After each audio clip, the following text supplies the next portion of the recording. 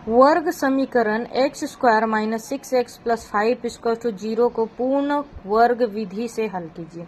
अब हमारे पास क्वेश्चन दिया है x square minus 6x plus 5 equal to 0।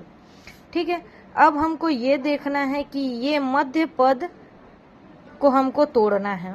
ठीक, ऐसे दो अंकों से तोड़ना है जिससे हमारा a इंटू सी, ये पहले भी पढ़ चुके हैं, a इंटू सी निकल जाए।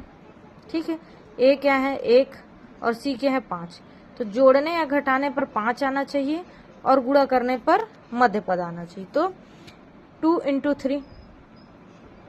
ठीक, अब हमारा यहाँ पर क्या आ जाएगा, x square minus 2x into 3 equals to 5 को पक्षांतर कर देंगे तो -5 हो जाएगा, उस साइड चला जाएगा। समीकरण के दोनों पक्षों में 2x के गुणांक 3 का वर्ग जोड़ने पर, ठीक है, अब हम दोनों पक्षों में क्या जोड़े हैं, 3 का वर्ग। अब 3 का वर्ग ही क्यों जोड़े हैं, x, क्योंकि ये वाला पद जो है जिसे गुणा किए हैं उसमें 3 है, इसीलिए यहाँ पर 3 का वर्ग करेंगे। ठीक है, x माइनस 3 का वर्ग इक्वल टू -5 प्लस 9। यहाँ पर हमारे पास एक फॉर्मूला रहता है a माइनस बी का होल स्क्वायर। ठीक है, अब क्या होता है a का square minus 2ab plus b का स्क्वायर, तो यहाँ पर यही ले लेंगे, यही है सेम, a का वर्ग माइनस 2ab प्लस b का वर्ग। ठीक है, इसीलिए यहाँ पर 3 का वर्ग लिखे हैं।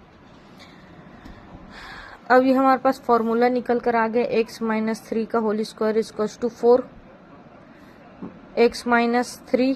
अब स्क्वायर को इस साइड ट्रांसफर कर देंगे तो यहाँ पर प्लस और माइनस का चिन्ह लग जाएगा और ये वर्गमूल 4 आ जाएगा। ठीक, x माइनस 3 बराबर प्लस माइनस 2 का वर्ग 4 होता है, मतलब इसको हम लोग ऐसे लिख सकते हैं 2 इंटू 2, तभी ये वर्गमूल बनेगा, तो इसका 2 का वर्ग है, ये यहाँ पर लिख देंगे। अब एक बार धन चिन्ह लेने पर x माइनस 3 बराबर प्लस 2 लेंगे, तो x बराबर -3 को इस साइड भेजेंगे तो +3 हो जाएगा, तो x बराबर 5, तो पहला आया x बराबर 5।